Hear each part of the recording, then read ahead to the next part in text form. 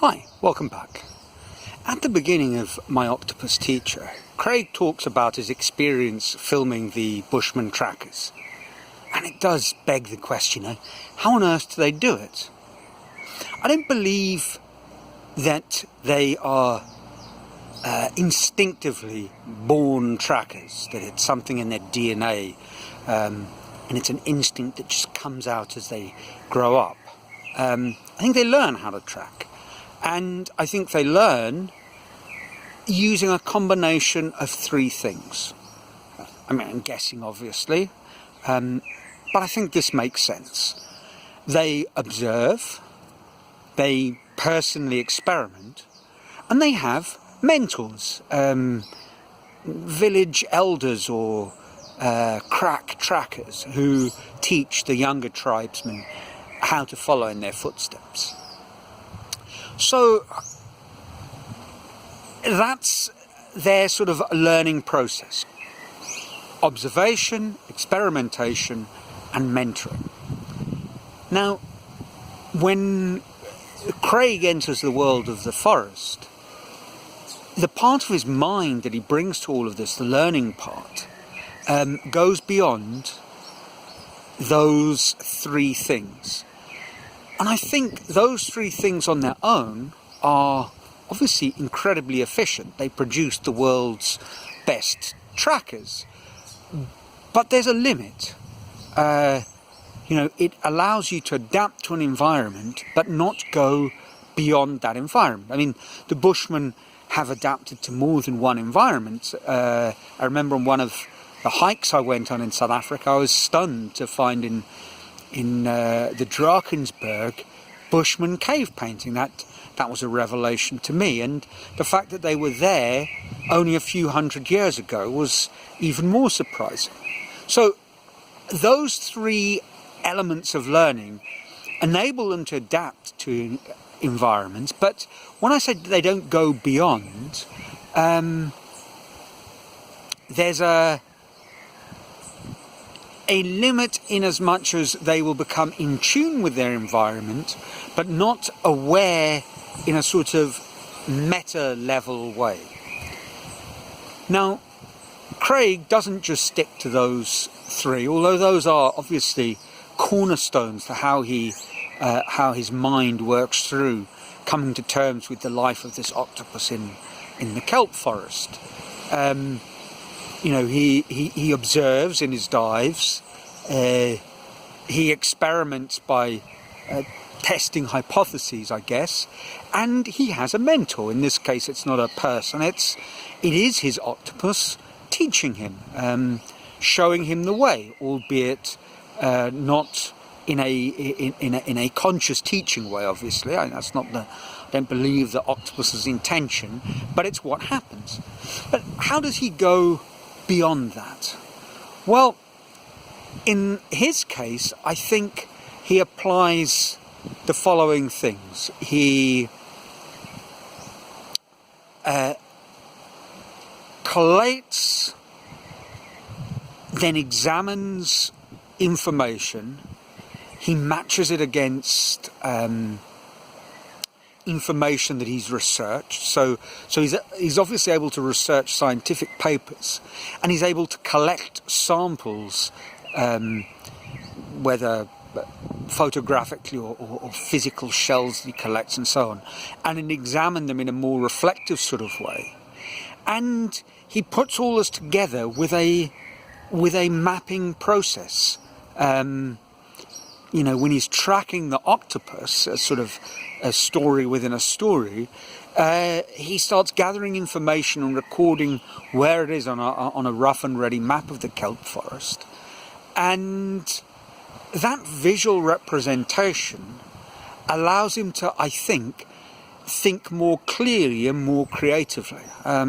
This is obviously something that the Bushmen can't do.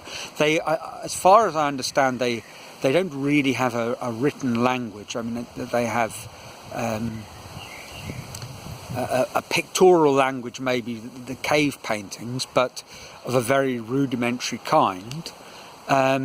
I'm not sure to what extent their language is limited insofar as kind of it allows for analytical thought, but not having that kind of writing it down, arranging it in some kind of constructive order process limits our ability to think. It limits us to the more intuitive.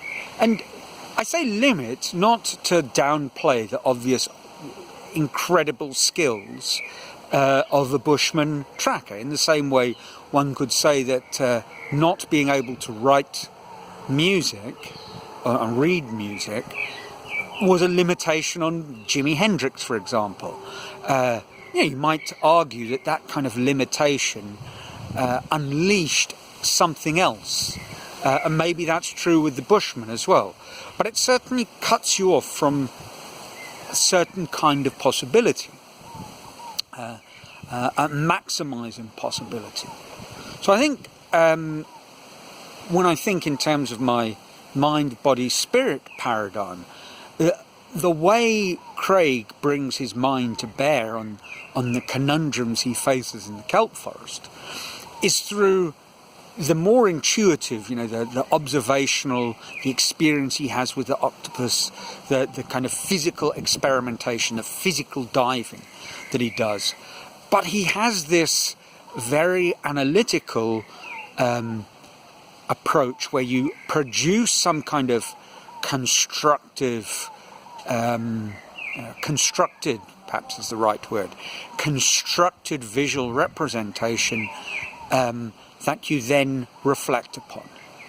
And that's very important in his coming to understand what's really going on. He makes certain breakthroughs, which I think are insights that come when you have the intuitive and the analytical sort of melding together.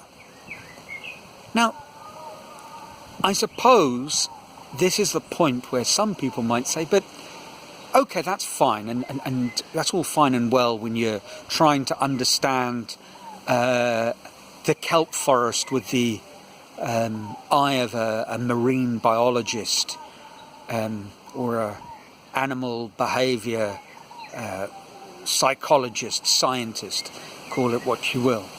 But that's not for me. I don't want to live my life that way. And this kind of reminds me of objections is perhaps too strong a word, but counter-arguments put to me when I've spoken to people, friends, about the kind of 10,000 hours approach and saying that, look, we are all capable of achieving, maybe we're not going to be the best in the world, but we can all achieve great levels of mastery by the application of hard work. And people will say, but I want great levels of mastery. I want to lead a happy, simple life. That's not my value is not this kind of externally validated success and fame. I just want to be a good dad or mum, and a good friend. And I think that's a little ingenuous, because you could kind of turn it on its head and say to the person, so you want to be, your greatest value is being a good parent. You don't want to be the best possible parent you could imagine you could be to your children. You want to be kind of 75% of the possible parent that you could be to your children that you love so much. And I think most people would find that sort of preposterous. They'd kind of say, well, of course not. I want to be the best parent I can be, but I don't want to be, a superstar on the guitar or whatever, or a successful businessman. I just want to be an ordinary person and the best parent I could be. And at that point, I guess the obvious thing to present idea is, but if you think of how you're parenting, and let's use that as an example, as a kind of valuable but more everyday, day-to-day kind of thing I don't do that, I have no children, but that many people do. You know, how do they become good parents? Well, they become good parents through a process of observation, watching other parents as they're growing up, their own, and as they get a bit older, people they know parenting. They may well have some sort of mentor, their own parents or older siblings or close personal friends or relatives, whatever. And they obviously do some sort of experimentation, you know. My daughter won't eat her vegetables, let's try this. But of course, what if you brought to bear the kind of meta level of analysis as we see in My Octopus Teacher? What if you started actively researching parenting? What if you started collating data, you know, recording, keeping a journal and reflecting on that to see what really works and what is just an imagined idea that this is working well, a feeling rather than something that is actually true. Yeah, I mean, I was thinking about that. I saw a movie a couple of days ago about the amphetamine / Ritalin Adderall plague in America, and they made the point that most students who take these drugs, saying it enhances their learning, you know, in clinical studies, no, it enhances their confidence about what they've learned.